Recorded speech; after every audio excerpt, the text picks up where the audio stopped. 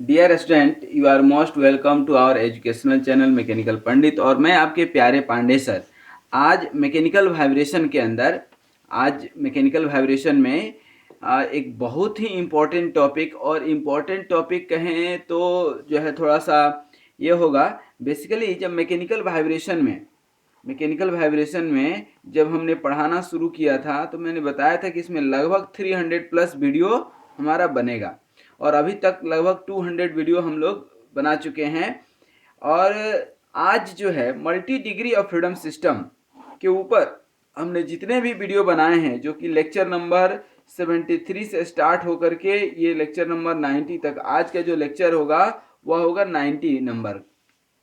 तो अभी तक जितने लेक्चर्स हैं उन लेक्चर्स का एक समरी जो है हम बताना चाहेंगे आपको, उसके हाइलाइट्स बताना चाहेंगे, उसके जो है की पॉइंट्स जो है आपको बताना चाहेंगे बेसिकली कि हमने multi degree of freedom system में पढ़ा क्या क्या था।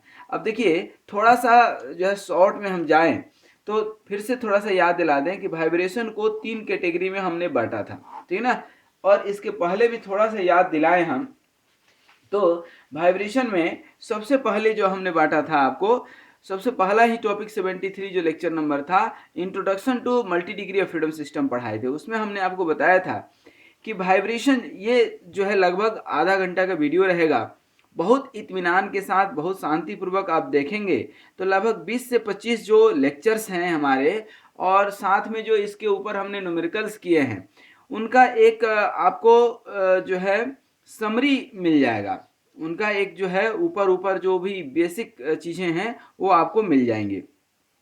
3 कैटेगरी कहने का मतलब था कि free vibration and forced vibration. Free vibration वो वाइब्रेशन होता है जहां पर आप एक बार फोर्स लगा करके छोड़ देते हैं, and after some time it's जो है एम्पलीट्यूड गोज रिड्यूस्ड।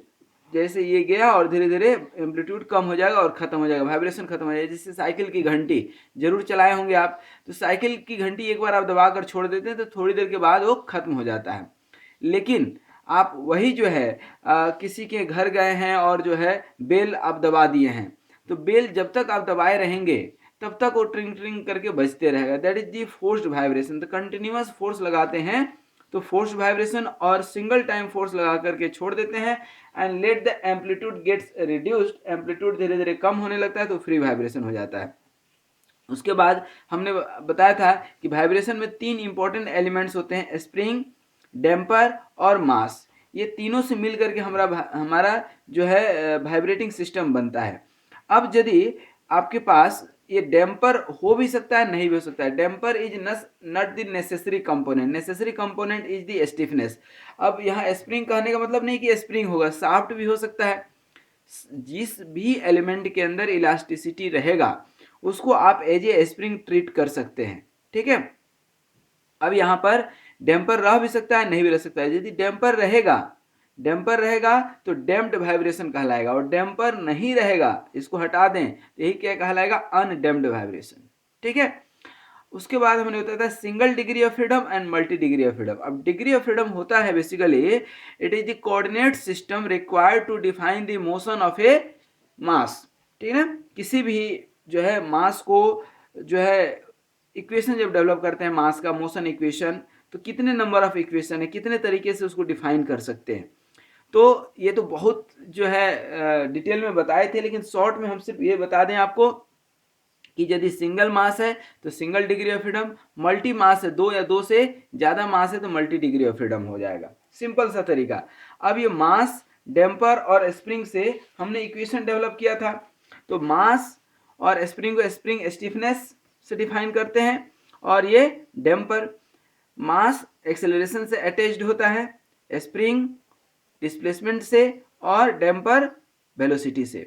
इन दोनों को शादी करा दिए तो ये क्या मिल गया, इनर्शिया फोर्स, ये स्प्रिंग फोर्स और ये डैम्पिंग फोर्स। इन तीनों को जोड़ दिए तो आपको मिल गया कैरेक्टरिस्टिक्स इक्वेशन, ठीक है ना। Inertia force, damping force, spring force equal to 0। जब इक्वल टू 0 कर देंगे तो क्या हो जाएगा, फ्री वाइब्रेशन। और equal to F sine omega T कोई हार्मोनिक फोर्स ले लेंगे तो ये क्या हो जाएगा, फोर्स्ड वाइब्रेशन।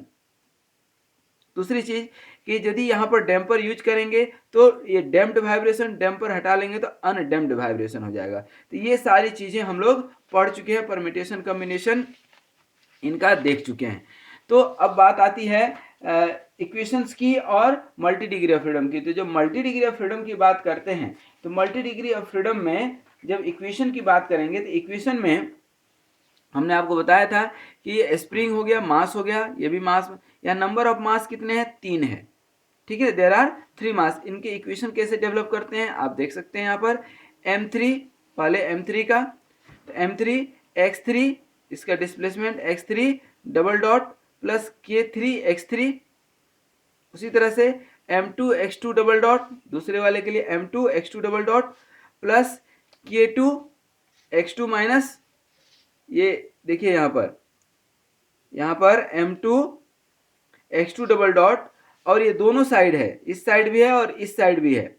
तो इस साइड वाला जब लेंगे, पहले तो इस कोई भी एक साइड ले लीजिए, इधर लेंगे तो x2 माइनस x1 क्या हो जाएगा, x2 माइनस x1, देखिए k2 x2 माइनस x1 हो जाएगा, और इधर k3 x2 minus x3 equal to 0, second equation हो गया। थर्ड, उसी तरह से m1 की बात करेंगे तो m1 x1 डबल डॉट, एक ही है इधर स्प्रिंग, और इधर m1 k1 x1, और इधर क्या हो जाएगा k2 x1 minus x2, x1 minus x2। तो ये 3 इक्वेशन आपका बनेगा।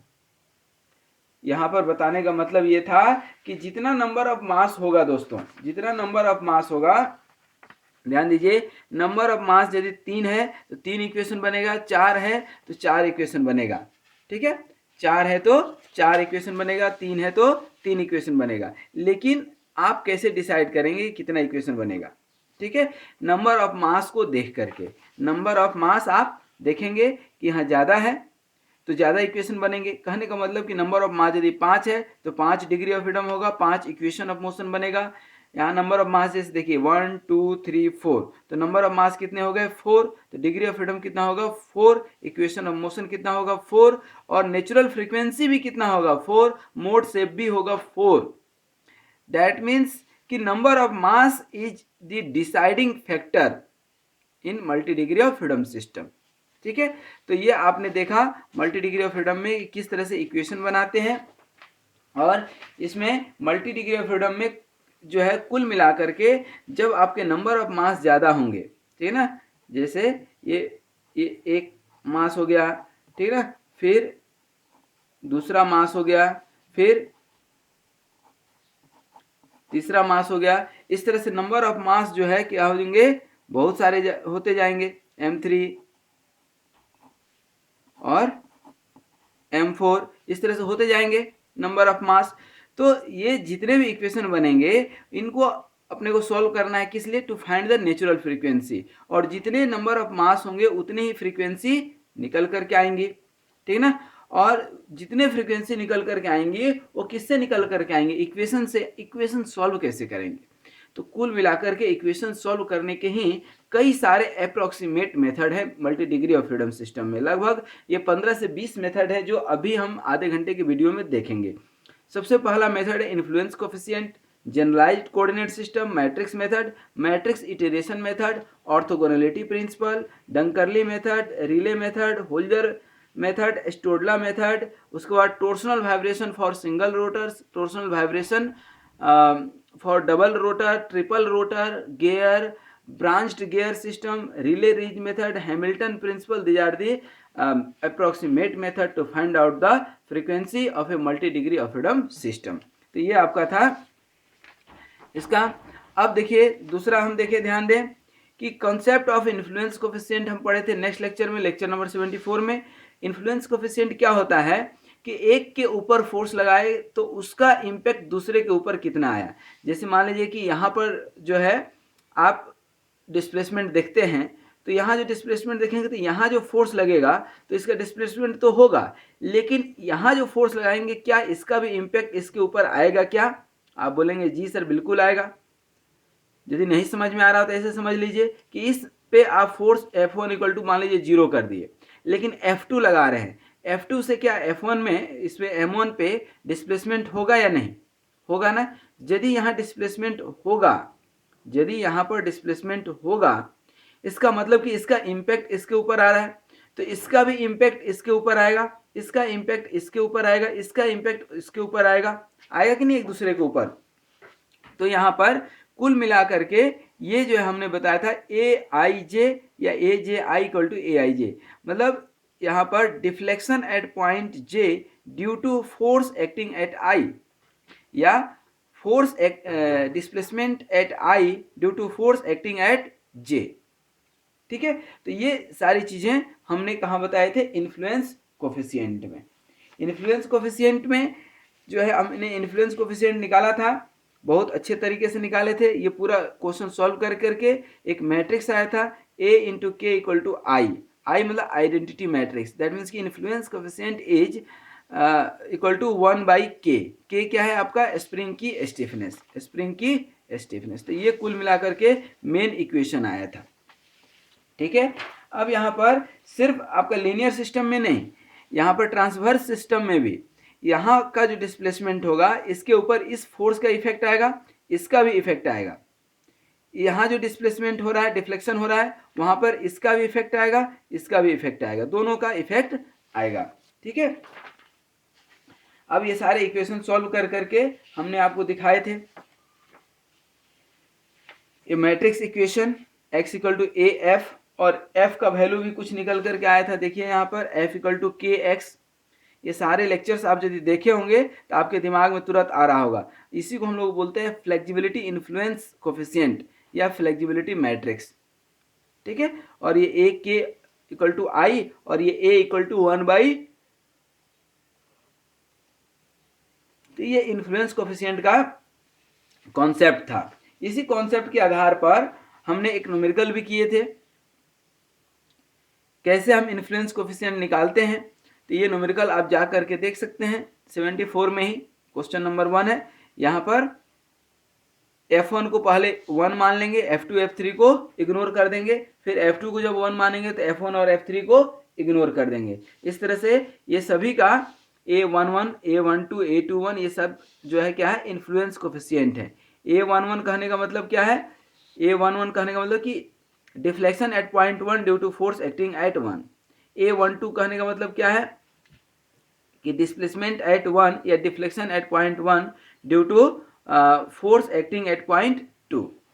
ठीक है, नेक्स्ट लेक्चर हम पढ़ाए थे आपको, lecture number 75, that was the matrix method, that is the very important method.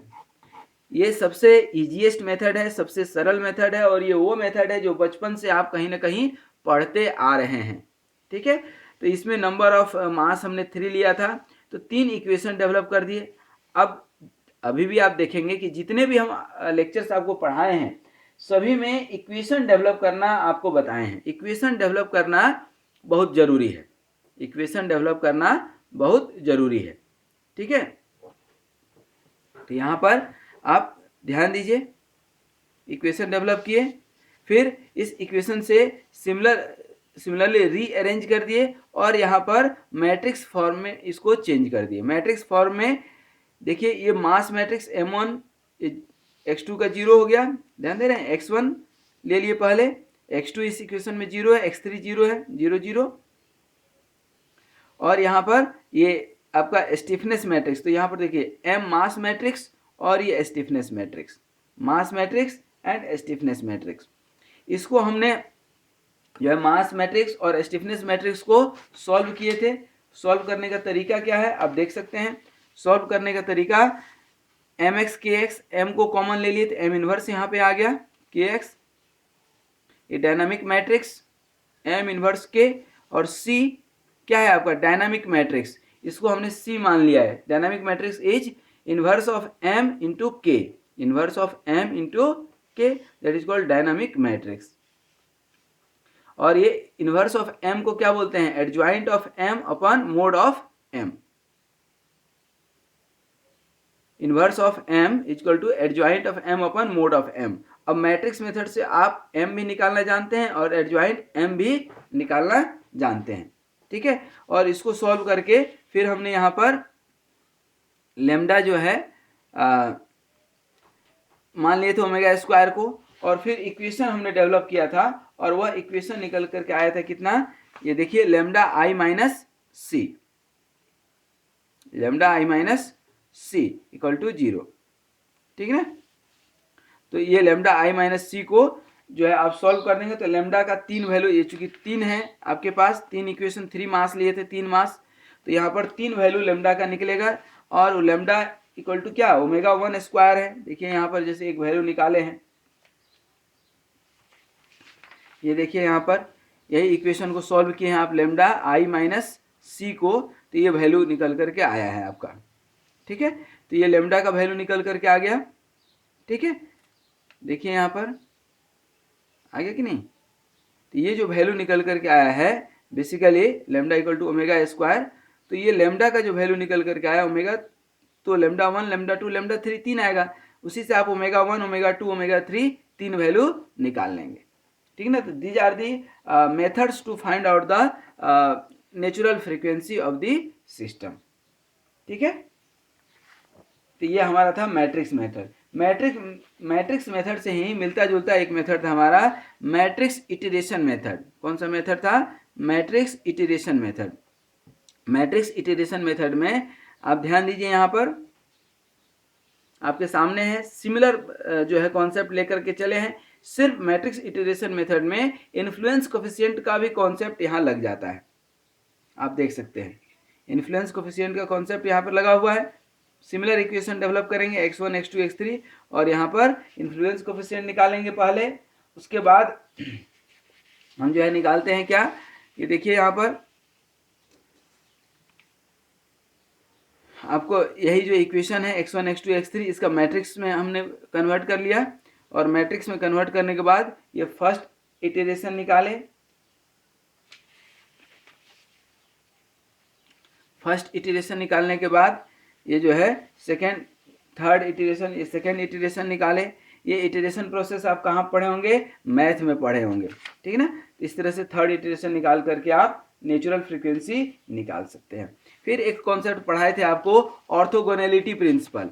Orthogonality principal ये कहता है कि किसी भी वाइब्रेशन सिस्टम में जब आप दो फ्रीक्वेंसी निकालते हैं किसी भी मास का, तो ओमेगा 1 स्क्वायर ओमेगा एन का स्क्वायर चूंकि निकलता है, क्या निकलता है, इसका स्क्वायर रूट से बाहर दो वैल्यू आएगा और दोनों एक दूसरे के परपेंडिकुलर होता है, एक लेटरल होगा तो एक ट्रांसवर्स होगा। तो इस ऑर्थोगोनैलिटी प्रिंसिपल को भी काफ़ी डिटेल में हमने पढ़ाया था, ठीक ना। और हम आपको बताए थे कि ऑर्थोगोनैलिटी प्रिंसिपल का कहाँ पर सबसे ज़्यादा यूज होता है। तो ये जो है आपका जनरलाइज्ड कोऑर्डिनेट सिस्टम जो हम पढ़ते हैं उसमें इसका सबसे ज़्यादा यूज होता है, ठीक है।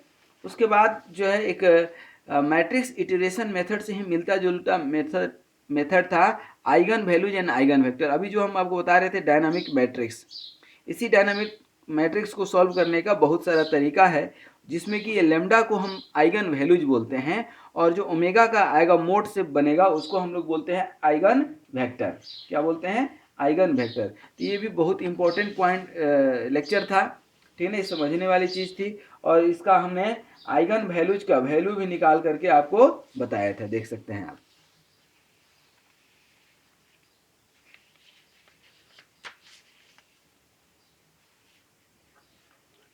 कि यहाँ पर तीन जो मोड निकला फर्स्ट के लिए, तो कहाँ कैसे ये वेरी करेगा, दूसरा कैसे वेरी कर रहा है। अच्छा, इस पॉइंट को हम लोग बोलते हैं नोड पॉइंट।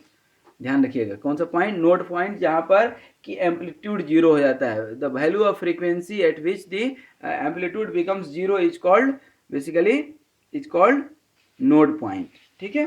इसके बाद एक मेथड बताए थे स्टोडला मेथड। ये बहुत ही इंपॉर्टेंट मेथड था। यह मेथड सिर्फ इतना सा था कि जो है किसी भी ट्रांसवर्स वाइब्रेशन में जब आप निकालते हैं, ठीक है ना, क्या डिफ्लेक्शन, तो उसी के हेल्प से आप फ्रीक्वेंसी निकाल सकते हैं। और फ्रीक्वेंसी का सिंपल सा फॉर्मूला ये था आपके पास, omega 1 equal to square root g by delta 1। Delta that means कि y1, दैट मीन्स कि डिफ्लेक्शन। तो ये क्या है आपका डिफ्लेक्शन। अब इसमें इन्फ्लुएंस कोफिशिएंट का फॉर्मूला लगाए थे, ठीक है ना, इनर्शिया फोर्स निकाले थे, ठीक है ना। Stodola method is very important method, ठीक है ना, to find out the transverse frequency in the static beam, ठीक है। इसके बाद एक बहुत इंपॉर्टेंट मेथड बताए थे, होल्जर मेथड। बेसिकली ये होल्जर मेथड जो है टोर्सनल वाइब्रेशन से रिलेटेड है। टोर्सनल वाइब्रेशन के ऊपर कई सारा ऑलरेडी हम जो है पिछले क्लास में आपको बता चुके हैं, जैसे कि जिसमें ये टोर्सनली इक्विवेलेंट शाफ्ट जो बताए थे वहाँ भी, और ये टोर्सनल वाइब्रेशन का जो है बताए थे। और एक आध दिखाते हैं आपको। क्रिटिकल स्पीड आपको याद होगा, सिंगल रोटर सिस्टम। देखिए यहाँ पर कि किसी भी शाफ्ट के ऊपर कोई रोटर है, कोई डिस्क है, ये रोटेट कर रहा है, तो इसका क्रिटिकल स्पीड कैसे निकालेंगे। तो यहाँ पर टोर्सनल जो है उसका वाइब्रेशन का कॉन्सेप्ट आता है। ये torsional vibration, simple torsional vibration पढ़ाए थे कि दो रोटर दो साइड लगा हो तो इसका इक्वेशन कैसे डेवलप करते हैं, आपके पास है यहाँ पर।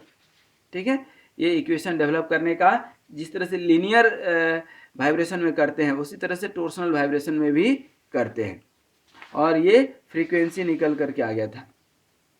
ठीक है, यहाँ पर आप देख सकते हैं कि डिफरेंट फ्रीक्वेंसी की वैल्यू पे, अलग अलग फ्रीक्वेंसी की वैल्यू पर आपका किस तरह से अलग अलग जो है निकल करके आता है एम्पलीट्यूड, और इसी एम्पलीट्यूड से आपने मोड शेप निकाले थे। देखिए यहाँ पर ये क्या निकाले हैं, मोड शेप, इसको बोलते हैं मोड शेप। ये A1 और A2 का वैल्यू, A1 A2 का वैल्यू, तो ये फर्स्ट मोड है और ये सेकेंड मोड है। इसी मोड शेप में ही आपका नोड आता है। नोड कहाँ पर, जहाँ एम्पलीट्यूड जीरो हो गया, दैट मीन्स की फ्रीक्वेंसी की वह वैल्यू जहाँ पर एम्पलीट्यूड जीरो हो, that is called basically node point. The value of amplitude, the value of frequency where amplitude becomes zero, that means there is no vibration at all, is called node point. ठीक है, उसी से मिलता जुलता ये होल्जर method था। होल्जर method basically यही है कि कोई शाफ्ट है और इसके ऊपर मल्टी रोटर सिस्टम लगा हुआ है, मतलब बहुत सारे रोटर है, बहुत सारे डिस्क हैं, तो इसकी फ्रीक्वेंसी कैसे निकालते हैं। तो ये भी बहुत सिंपल है कि हम सिंपल वही मेथड है कि यहाँ पर आप इक्वेशन डेवलप करते हैं, इक्वेशन से मैट्रिक्स इक्वेशन डेवलप करते हैं, और मैट्रिक्स इक्वेशन से आप जो है उसको सॉल्व कर देते हैं, तो आपका फ्रीक्वेंसी निकल करके आ जाता है। ठीक है, इसमें हालांकि हमने एक टेबुलर फॉर्म ही बताया था, बट भले ही हम टेबुलर फॉर्म बता दिए हैं आपको, लेकिन मैं आपको फिर बता दूं कि मैट्रिक्स मेथड जो लेक्चर नंबर 75 था, lecture number 75 is very very important, बहुत इंपॉर्टेंट है, उसी से आप किसी का भी निकाल सकते हैं। इसके बाद हमने एक रिले मेथड बताया था। रिले मेथड भी क्या होता है ये हमने सेकेंड चैप्टर में भी बताए थे। रिले मेथड बेसिकली ये कहता है कि किसी भी सिस्टम का मैक्सिमम काइनेटिक एनर्जी और मैक्सिमम पोटेंशियल एनर्जी दोनों क्या होता है, सेम होता है। Maximum kinetic energy and maximum potential energy दोनों सेम होता है, ये हमने यहाँ निकाले हैं।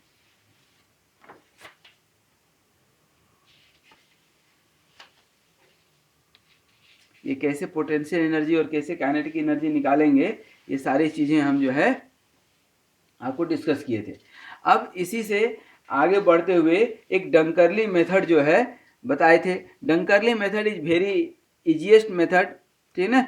डंकरली मेथड 1 अपन नेचुरल फ्रीक्वेंसी के स्क्वायर इक्वल टू 1 अपन ओमेगा 1 स्क्वायर प्लस 1 अपन ओमेगा 2 स्क्वायर प्लस 1 अपन omega 3 square plus and so on चलते जाएगा। अब ये ओमेगा 1 ओमेगा 2 कैसे निकलेगा, तो ओमेगा 1 ओमेगा 2 का वैल्यू होता है यहाँ पर जी square root g by delta 1।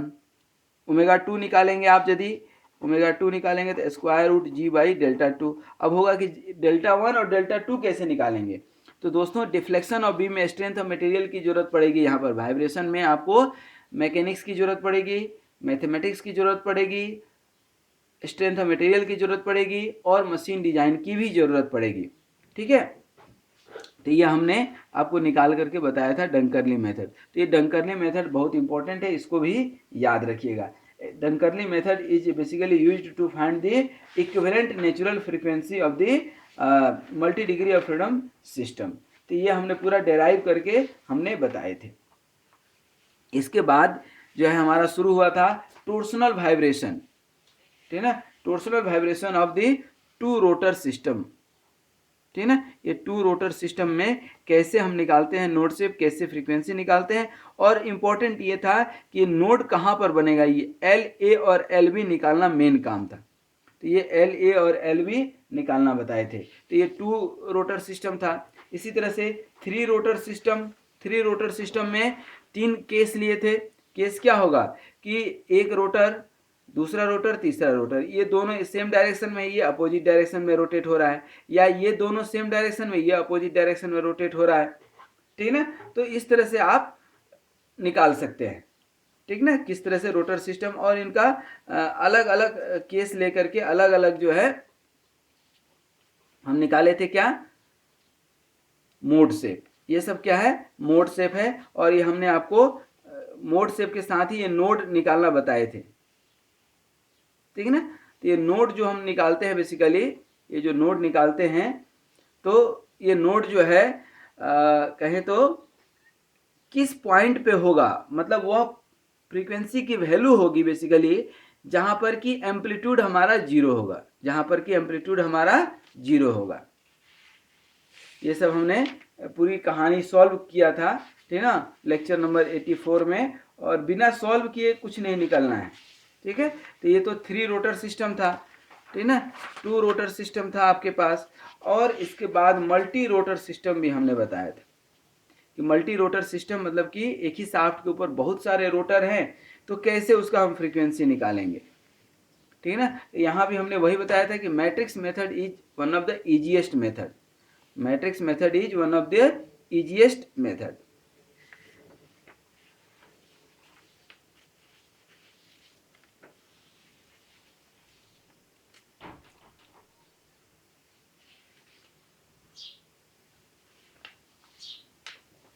उसके बाद torsional vibration of gear system. Gear में जो है कोई मशीन की गियर है, वहाँ पर जो है कैसे हम यूज करते हैं, ठीक है ना, वहाँ नोड शेप कैसे निकालते हैं, ये सारी चीज़ें जो है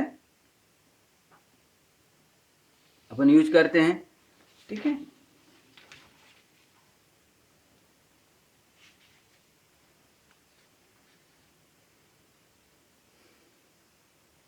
ठीक है, यहाँ पर ये गियर रेशियो, ये लेक्चर नंबर 86 से जा करके वहाँ देख सकते हैं।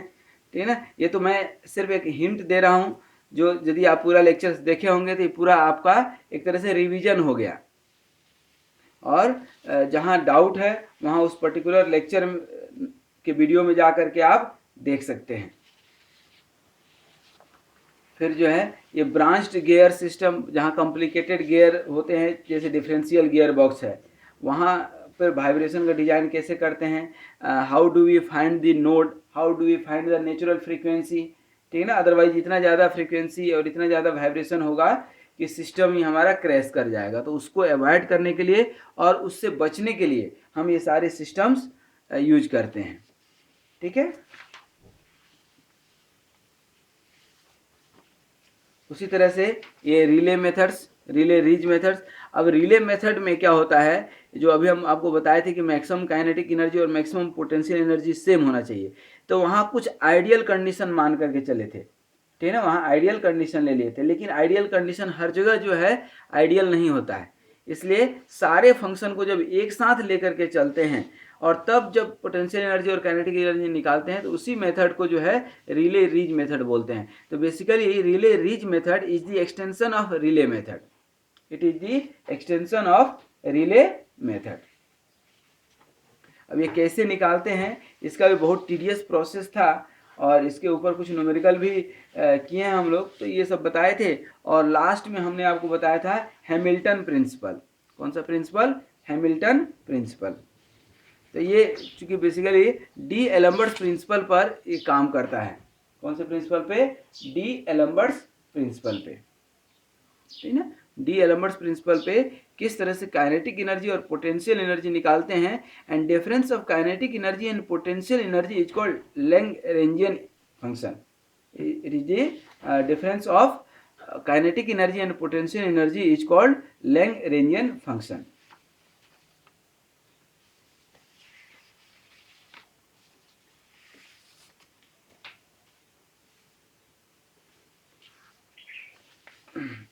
उसके बाद ये सब कुछ न्यूमेरिकल हमने किया था। ठीक है ना, इन्फ्लुएंस कोफिशिएंट के ऊपर, मैट्रिक्स मेथड के ऊपर, और जो है ये भी मैट्रिक्स मेथड के ऊपर है, डंकर्ली मेथड के ऊपर न्यूमेरिकल किए थे, और बहुत सारा न्यूमेरिकल किए थे जो जा करके आप देख सकते हैं अपने प्लेलिस्ट में।